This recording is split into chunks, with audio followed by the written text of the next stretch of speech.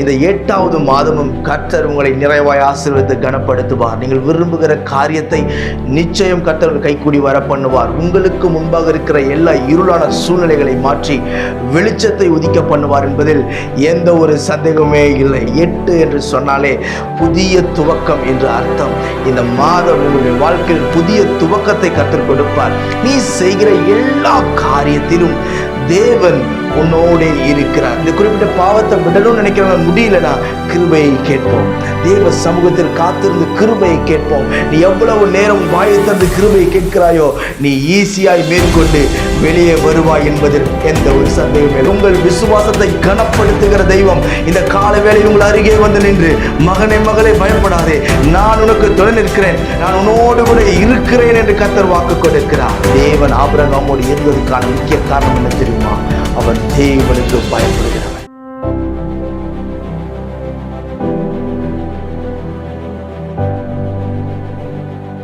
எனக்கு மிகவும் பிரியமான நண்பர் சகோதர சகோதரிகளே, இந்த 8வது மாதத்தின் முதல் நாளிலே நான் உங்களை பார்ப்பதில் அதிக மகிழ்ச்சி அடைகிறேன். கர்த்தர் நல்லவருடைய கிருபை என்றும் உள்ளது. கடந்த 7 மாதங்கள் கர்த்தர் உங்களையும் என்னையும் குடும்பத்தையும் ஊழியத்தையும் அழகாய் ஆச்சரியமாய் சுகமாய் நடத்தி வந்திருக்கிறார். அதற்கு நான் கர்த்தரை ஸ்தோத்தரிக்கிறேன். கடந்த மாதம் முழுவதும் கடந்த நாட்கள் முழுவதும் இவர்களோடு இணைந்திருந்தவர்கள் ஒவ்வொருவரையும் கர்த்தர் அபரித விதமாய் ஆசீர்வதிப்பாராக. இந்த 8வது மாதமும் கர்த்தர் உங்களை நிறைவாய் ஆசீர்வதித்து கனப்படுத்துவார். நீங்கள் விரும்புகிற காரியத்தை நிச்சயம் கர்த்தர் கைக்கூடி வர பண்ணுவார். உங்களுக்கு முன்பாக இருக்கிற எல்லா இருளான சூழ்நிலைகளை மாற்றி வெளிச்சத்தை உதிக்க பண்ணுவார் என்பதில் எந்த ஒரு சந்தேகமே இல்லை. காரணம் என்ன தெரியுமா? அழைத்த தெய்வம் உண்மையுள்ளவராய் இருக்கிறார். பிரியமானவர்களே, 8 என்று சொன்னாலே புதிய துவக்கம் என்று அர்த்தம். இந்த மாதம் உங்களுடைய வாழ்க்கையில் புதிய துவக்கத்தை கர்த்தர் கொடுப்பார். உங்களுடைய எல்லையை விரிவாக்குவார், உங்கள் தலையை உயர்த்துவார். இந்த மாதத்தை கர்த்தர் நமக்கு ஆசீர்வாதமாக்கி தர வேண்டும் என்று சொல்லி என்னுடைய இருதயத்தில் போட்ட வாக்குத்தத்தம் என்ன என்று பார்ப்போம். அது ஆதியாகமம் 21வது அதிகாரம் 22வது வசனத்துடைய கடைசி பகுதி.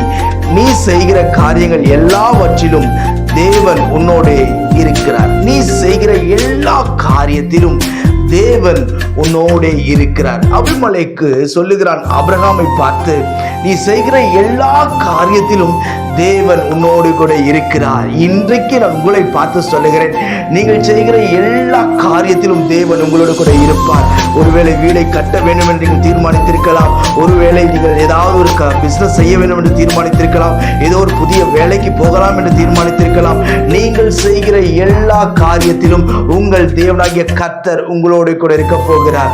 எல்லா காரியத்தையும் மாற்றும்படி உங்களோடு கூட இருந்து நீங்கள் விரும்புகிற காரியத்தை உங்களோடு கூட இருந்து நிறைவேற்ற அவர் உங்களோடு கூட இருக்கிறார். பிரியமானவர்களே, வேதம் அழகாய் சொல்லுகிறது, கர்த்தர் தாவீதோடு இருந்தார், கர்த்தர் யோசேப்போடு இருந்தார், கர்த்தர் ஆபிரகாமோடு இருந்தார், கர்த்தர் ஈசாக்கோடு இருந்தார், கர்த்தர் தானியேலோடு இருந்தார்.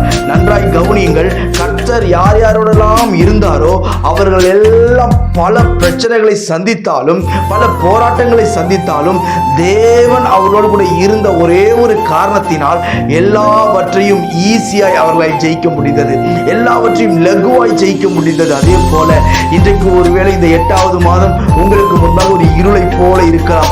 எப்படி இருக்கும் தெரியல பிரதர், எவ்வளவோ தடைகள், எவ்வளவோ போராட்டங்கள், மேற்கொள்ள முடியாதபடி ஏகப்பட்ட நெருக்கங்கள், நாங்கள் என்ன செய்வோம் என்று தெரியாமல் திகைத்து நிற்கிறோம் என்று சொல்லி நீங்கள் யோசித்துக் கொண்டிருக்கலாம். கலங்காதீர்கள், இன்றைக்கு உங்களுடைய கண்ணீரை துடைப்பார். இந்த மாதத்திலே கர்த்தர் உங்களை ஆச்சரியமாய் நடத்துவார். கொஞ்சம் திரும்பி பாருங்க பார்க்கலாம். இந்த வருடம் துவங்கி இந்த 7 மாசமும் நாம் எப்படி நடந்தோம் என்று நமக்கே தெரியாது.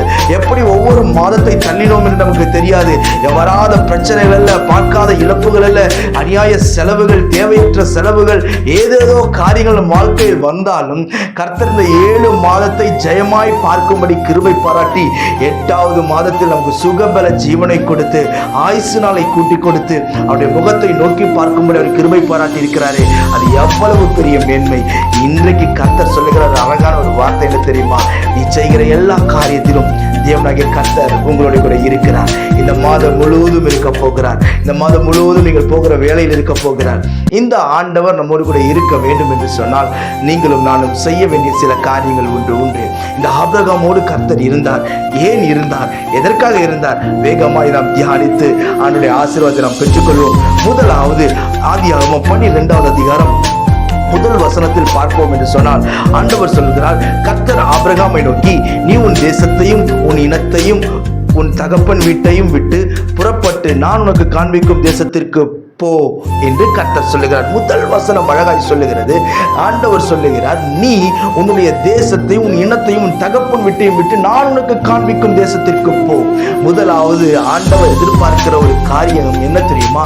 விட வேண்டிய சில காரியங்களை நீங்களும் நானும் விட வேண்டும். பிரியமானவர்களே, இல்லைங்க என்னால விட முடியாது, நான் பிறந்ததிலிருந்தே என் சுபாவம் இப்படிதான், நான் பிறந்ததிலிருந்தே என்னுடைய வாழ்க்கை இப்படிதான், நான் இப்படிப்பட்ட ஜீவியத்தில் தான் வாழ்ந்திருக்கிறேன், என்னால் இந்த குறிப்பிட்ட பாவத்தை விட முடியாது, என்னால் குறிப்பிட்ட இந்த காரியத்தை விட முடியாது, என்னால் சினிமாவை விட முடியாது, என்னால் இந்த போதை பழக்க வழக்கங்களை விட முடியாது, என்னால் இந்த குடியை விட முடியாது என்று சொல்லி நாம் பிடித்து நிறுத்தி வைத்திருக்கிறோம் சில காரியத்தை.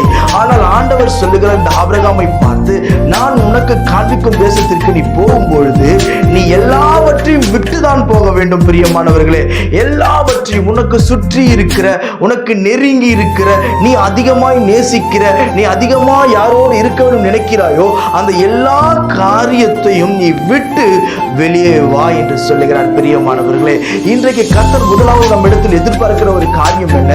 சில கர்த்தருக்கு பிரியமில்லாத ஒரு காரியம், கர்த்தருக்கு பிரியமில்லாத சில பேச்சுக்கள், கர்த்தருக்கு பிரியமில்லாத ஒரு நடக்கை, கர்த்தருக்கு பிரியமில்லாத செய்கைகள், கர்த்தருக்கு பிரியமில்லாத ஓட்டங்களை நாம் கர்த்தருக்காய் தூக்கி எறிய வேண்டும். இந்த ஆபிரகாமை பார்த்து ஆண்டவர் சொன்ன அடுத்த நிமிஷமே இவன் உடனே எழும்புகிறான். பிரியமானவர்களே, கர்த்தர் இவனோடு கூட இருந்ததற்கான முதல் காரணம் என்ன தெரியுமா? இவன் ஆண்டவருடைய வார்த்தையை கேட்டு எல்லாவற்றையும் விட்டான். இல்லைங்க, நான் சின்னதுல இருந்து குடிச்சு பழக்கம், எனக்கு சின்ன வயசுல இருந்தே குடிச்சு பழக்கம், எனக்கு சிகரெட் குடிக்கலாம் இருக்கவே முடியாது. சிலரெல்லாம் பார்த்தீங்கன்னா நல்ல பெரிய ஸ்தாபனத்துல பெரிய ஊழியத்துல இருப்பாங்க, நல்ல பாரம்பரிய கிறிஸ்தவர்களாக இருப்பார்கள், குடிக்க அடிமையாக இருப்பார்கள், இல்லை சிகரெட்டுக்கு அடிமையாக இருப்பார்கள். இந்த குறிப்பிட்ட நேரம் வரும்பொழுது குடிக்காம என்னால் இருக்கவே முடியல பிரதர், இந்த குறிப்பிட்ட நேரம் வரும்போது என்னால் சிகரெட் குடிக்காம இருக்கவே முடியல. இன்னைக்கு பார்த்தீங்கன்னா சில குடும்பங்களில் பார்ப்போம் என்று சொன்னால் அவள் தியேட்டருக்கு மட்டும்தான் போக மாட்டாங்க, ஆனா தியேட்டர்ல இருக்கிற எல்லா காரியமும் அவங்க வீட்டுக்குள்ள இருக்கும். எல்லா காரியமும், ஒரு புது படம் ரிலீஸ் ஆச்சுன்னா யார் வீட்டுல வெளியில ஒழுங்கா ஓடுதோ இல்லையோ, கர்த்தரை ஆராதிக்கிற பெயர் கிறிஸ்தவர்களாக இருக்கிற அநேகருடைய வீட்டில் சினிமா ஓடிக்கொண்டிருக்கிறது, சினிமா பாடல்கள் ஓடிக்கொண்டிருக்கிறது. அன்புக்குரியவர்களே, ஆனால் பெயருக்கு என்ன சொல்லுவாங்க? நாங்களும் கிறிஸ்தவர்கள் தான், நாங்களும் ஆண்டவரை ஆராதிக்கிறவர்கள் தான், நாங்களும் ஆண்டவரை நம்புகிறவர்கள் என்று சொல்லி பல காரியங்களை சொல்லி கொண்டிருப்பார்கள். அதல்ல நம்முடைய வாழ்க்கை. விட வேண்டும் என்று கர்த்தர் ஒரு காரியத்தை சொல்வாரேயானால் அதை நீங்களும் நானும் விட ஆயத்தமாய் இருக்க வேண்டும். விடும் பொழுது கர்த்தர் உங்களோடு கூட இருப்பார். ஒருவேளை என்னால் முடியல பிரதர், நான் விடணும்னு நினைக்கிறேன், இந்த குறிப்பிட்ட பாவத்தை விடணும்னு நினைக்கிறேன், முடியலனா கிருபையை கேட்போம். தேவ சமூகத்தில் காத்திருந்து கிருபையை கேட்போம். நீ எவ்வளவு நேரம் வாயை திறந்து கிருபையை கேட்கிறாயோ நீ ஈஸியாய் மேற்கொண்டு வெளியே வருவாய் என்பதில் எந்த ஒரு சந்தேகமும் இல்லை. முதல் காரியம் என்ன? எல்லாவற்றையும் விட்டு வெளியே வந்தான். ஆபிரகாம் செய்த இரண்டாவது காரியம் என்ன என்று பார்ப்போம். அது ஆதியாகமம் 15:6 சொல்கிறது, அவன் கர்த்தரை விசுவாசித்தான், அதை அவர் அவனுக்கு நீதியாக எண்ணினார் என்று சொல்லி, கர்த்தரை விசுவாசித்தான் என்று சொல்லி. இன்னைக்கு எல்லாம் பார்த்தீங்கன்னா நம்முடைய வாழ்க்கையில இந்த மாதத்துல இருக்கிற வருமானத்தின் மீது தான் நம்முடைய விசுவாசம் இருக்கும், நம்முடைய நம்பிக்கை இருக்கும். இதை வைத்துதான் வாழ வேண்டும். எத்தனையோ தேவைகள் உண்டு, நெருக்கங்கள் உண்டு, இதுதான் என்னுடைய வாழ்க்கை என்று சொல்லி நாம் யோசித்துக் கொண்டிருப்போம். சூழ்நிலைகளை வைத்துதான் நம்முடைய நம்பிக்கையை நாம் வைப்போம். பிரியமானவர்களே, ஆனால் ஒன்றுமே இல்லாமல் இவனை வெளியே வர சொன்னார். கீழ்ப்படிந்து வெளியே வந்த இந்த ஆபிரகாம் என்ன செய்தாராம்? கர்த்தர் மேல் இருந்த அசைக்க முடியாத ஒரு விசுவாசம். இன்றைக்கு நாம் சூழ்நிலைகளை பார்த்து பேசுறோம்ல, சூழ்நிலைகளை பார்த்து நம் விசுவாச வார்த்தைகளை சொல்ல சொல்ல சொல்ல எந்த சூழ்நிலைகள் எல்லாம் நமக்கு கடினமா இருக்கிறதோ அத்தனை கடினமான சூழ்நிலைகளையும் நமக்கு சாதகமாய் கர்த்தர் மாற்றுவார். ஒருவேளை கடினமா இருக்கு பிரதர், இவ்வளவு மாசம் நாங்க எப்படி தள்ளிட்டு வந்தோம் தெரியல, இந்த மாதம் நாங்க எப்படி மேற்கொள்வோம் எனக்கு தெரியல என்று சொல்லி நீங்கள் ஒருவேளை யோசிக்கலாம். இன்றைக்கு கர்த்தர் உங்களை பார்த்து சொல்லுகிறார், நீ என் மீது விசுவாசமாயிரு, கர்த்தரிடத்தில் விசுவாசமாயிரு. வேதம் சொல்லுகிறது, உங்களுடைய விசுவாசமே உலகத்தை ஜெயிக்கிற ஜெயம். நீ விசுவாசித்தால் தேவனுடைய மகிமையை காண்பாய் என்று வேதம் சொல்லுகிறது.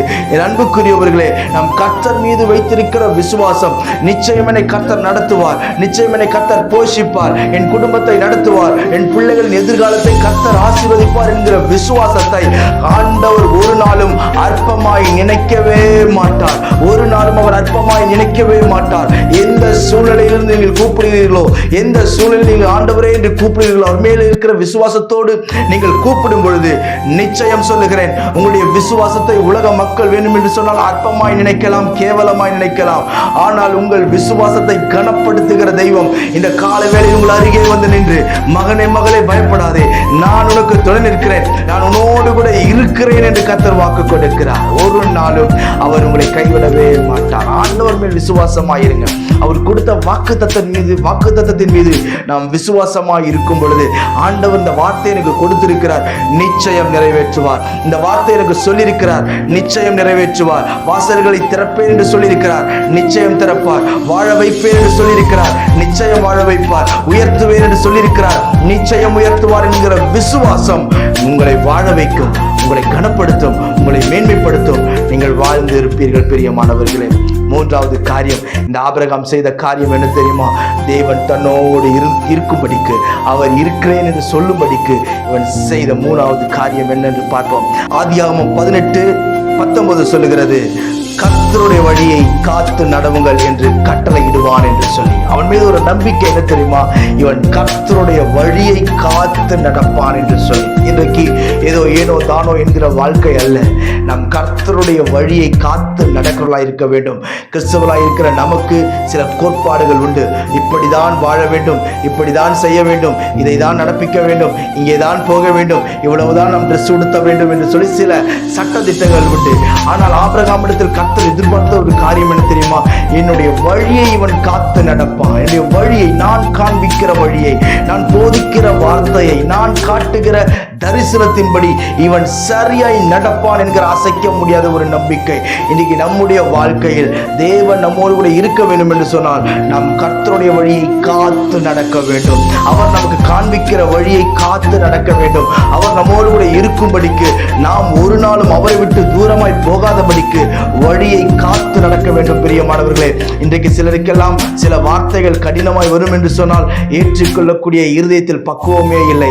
எனக்கெல்லாம் இந்த வார்த்தை, இதே ஆசீர்வாதங்களை சொல்லும் பொழுது எனக்கு தான் இந்த ஆசீர்வாதம், எனக்கு தான் இந்த ஆசீர்வாதத்தை சொல்றாங்க, என்னதான் ஆசீர்வதிக்கிறாங்க என்று துடிக்கிற அந்த இருதயம், சில கண்டிப்புகள் வரும்பொழுதும் நம்முடைய இருதயத்தையும் செவியையும் கர்த்தருக்கு நாம் சாய்க்க வேண்டியது மிக அவசியமாக இருக்க வேண்டியது. பிரியமானவர்களே, நம் கர்த்தரிடத்தில் சாய்க்கும் போது நிச்சயம் சொல்லுகிறேன், ஆண்டவருடைய வார்த்தைக்கு நாம் செவி சாய்க்கும் போது, அவருடைய வழியை நாம் காத்து நடக்கும் பொழுது கர்த்தர் நிச்சயமாய் உங்களையும் என்னையும் வெறுமையாய் நடத்த மாட்டார். நம்மோடு கூட இருந்து நடத்த அவர் போதுமானவராய் இருக்கிறார்.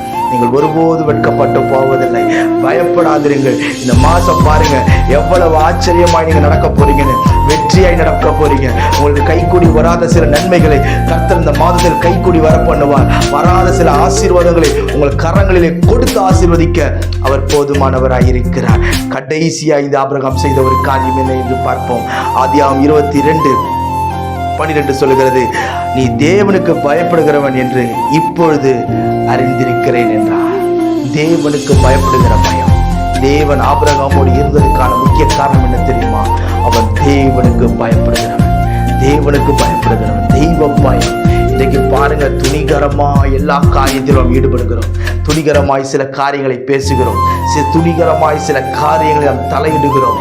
அதல்ல வாழ்க்கை. தெய்வ பயம் மிக மிக அவசியம். இன்னைக்கு குடும்பங்களில், சபைகளில், சில ஊழியங்களில் நாம் பார்க்கும் பொழுது தெய்வ பயமே இல்லை. தெய்வ பயம் இல்லாத ஒரு ஆராதனையாக இருக்கிறது, தெய்வ பயம் இல்லாத ஒரு பிரசங்கமாக இருக்கிறது. எல்லாம் மேடைக்கு வந்து நின்ன உடனே என்ன நடக்குதுன்னா, அவங்களுடைய டேலண்ட்டை தான் வெளியே கொண்டு வந்து நிறுத்தணும்னு நினைக்கிறாங்களே தவிர, தெய்வ பயத்தோடு நடக்கிற ஆராதனைகள் இங்கும் அங்குமாக தான் நடந்து கொண்டிருக்கிறது. நன்றாய் கவனியுங்கள்.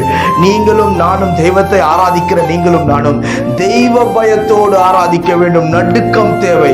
அவர் வானாதி வானங்களுக்கு மேலாய் ராஜாதி ராஜாவாய் உட்கார்ந்திருக்கிற ராஜாவிற்கு முன்பாக நீங்களும் நானும் நிற்கிறோம். பிரியமானவர்களே, நீங்க பாருங்க, தெய்வ பயம் இல்லாததுனால ஏனோ தானோ ட்ரெஸ் உடுத்துவாங்க சர்ச்சுக்கு. ஆனா இது கல்யாணத்துக்கு போக சொல்லுங்க பார்க்கலாம், பயங்கரமா ட்ரெஸ் பண்ணுவான், செலவு பண்ணி ட்ரெஸ் வாங்குவாங்க. சிலரெல்லாம் இருக்காங்க எப்படின்னா, ஒரு ஃபங்க்ஷனுக்கும் புது புது துணி போட்டு தான் போவாங்க. ஆனா சர்ச்சுக்கு வர சொல்லுங்க பார்க்கலாம், ரொம்ப அற்பமாய் துணி உடுத்தி அற்பமாய் வந்து உட்காருவார்கள். காரணம் என்ன தெரியுமா? நாம் ஆண்டவரை எந்த அளவுக்கு கனப்படுத்துகிறோம் என்பது மிக மிக முக்கியம், மிக மிக முக்கியம். சமீப நாட்களுக்கு முன்பு எனக்கு அருமையாய் நெருக்கமான ஒரு அன்பு சகோதரனோடு கூட நாங்கள் வெளியே ஊழியத்துக்கு போனோம். அப்போ நான் விளையாட்டா பார்த்து அவரை பார்த்து சொன்னேன், அண்ணன் நீங்க ரொம்ப ஜிகு ஜிகுன்னு அழகா வந்திருக்கீங்க அப்படின்னு சொன்ன உடனே அவர் ஒரு வார்த்தை சொன்னார். கார்ல ஏறும்போது என்னை பார்த்து, ஆண்டவரை பார்க்க போறோம்ல, ஆண்டவரை ஆராதிக்க போறோம்ல, அதனாலதான் இப்படி உடுத்திட்டு வரேன். அதுதாங்க உண்மை. நாம் கர்த்தரை கனம் பண்ண வேண்டும். எப்படி கனம் பண்ண வேண்டும்? நம் நடக்கையில், நம் பேச்சில், நம்மளுடைய உடுப்பில் நாம் அவருக்கு கனத்தை கொடுக்க வேண்டும். தெய்வ பயத்தை காண்பிக்க வேண்டும். இன்றைக்கு நன்றாய் கவனித்துக் கொள்ளுங்கள். இந்த ஆபிரகாமோடு சும்மா ஒன்னும் ஆண்டவர் கூட இல்லை. சும்மா ஆண்டவர் அவன் கூட இருந்து எல்லா காரியத்தையும் ஆசீர்வதிக்கல. இவ்வளவு காரியத்தையும் அவன் பாதுகாத்தான். இவ்வளவு காரியத்தையும் அவன் ஆண்டவருக்காக செய்தான். முதலாவது காரியம் என்ன? எல்லாவற்றையும் விட்டு வெளியே வந்தான். ஆண்டவரை விசுவாசித்தான். மூன்றாவது வழியை காத்து நடந்தான். நான்காவது தெய்வ பயத்தோடு நடந்தான். இந்த 4 காரியங்களை நீங்களும் நானும் செய்யும் பொழுது, முதலாவது வாக்குத்தத்தம் சொன்னது போல, நீ செய்கிற காரியங்கள் எல்லாவற்றிலும் தேவன் உன்னோடு கூட இருப்பார். நீ செய்கிற எல்லா பிசினஸ்ல தேவன் உன்னோடு கூட இருப்பார். நீ செய்கிற எல்லா வேலைகளிலும் உன்னோடு கூட இருப்பார். கலங்காதிருங்க. கடந்த மாதத்தில் ஏற்பட்ட கசப்புகள், கடினமான காரியங்கள் எல்லாவற்றையும் மறந்துடுங்க. இந்த மாசம் உங்களுக்கு முன்னாடி இருக்கிற எல்லா இருளையும் அவர் வெளிச்சமாய் மாற்றுவார். ஆச்சரியமாய் நடத்துவார். வெற்றியை கொடுப்பார். மேன்மைப்படுத்துவார். உயர்ந்த இடத்தில் நிறுத்துவார். உங்கள் சாட்சிகளை எங்களுக்கு சொல்லுங்கள். கர்த்தர் உங்களை ஆசீர்வதிப்பார். நான் உங்களுக்கு ஜெபிக்கட்டும். பரலோக பிதாவே, இந்த வார்த்தையெல்லாம் கேட்கிற அன்பு சகோதர சகோதரி ஒவ்வொருவரும் கர்த்தர் ஒப்புக் கொடுக்கிறேன். ஆசீர்வதித்து கனப்படுத்தி மேன்மைப்படுத்தி பிள்ளைகள் செய்கிற எல்லா காரியத்தையும் ஆசீர்வதியும். ப்ராப்பர்ட்டிஸ் வாங்க கிருபை தாரும். ஆண்டவரே, வேலை ஸ்தலத்தில் நிற்க உதவி தாரும். உயர்ந்த பதவிகளை தாரும். தேவைகளை எல்லாம் சந்தியும்.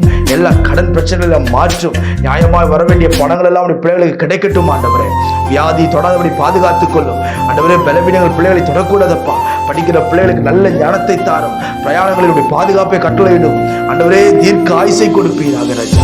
இதுவரை கண்டிராத ஆசீர்வாதம், இதுவரை கண்டிராத ஒரு பலன், இதுவரை கண்டிராத ஒரு ஆரோக்கியம் பிள்ளைகளுக்கு இறங்கி வருவதாக நான் ஜெபிக்கிறேன். கிருபை பெருகட்டும். ஊழியக்காரனாகிய நான் மனதார ஆசீர்வதிக்கிறேன். இயேசுவின் நாமத்தில் ஜெபிக்கிறேன் ஜீவனுள்ள பிதாவே. ஆமென். ஆமென். God bless you.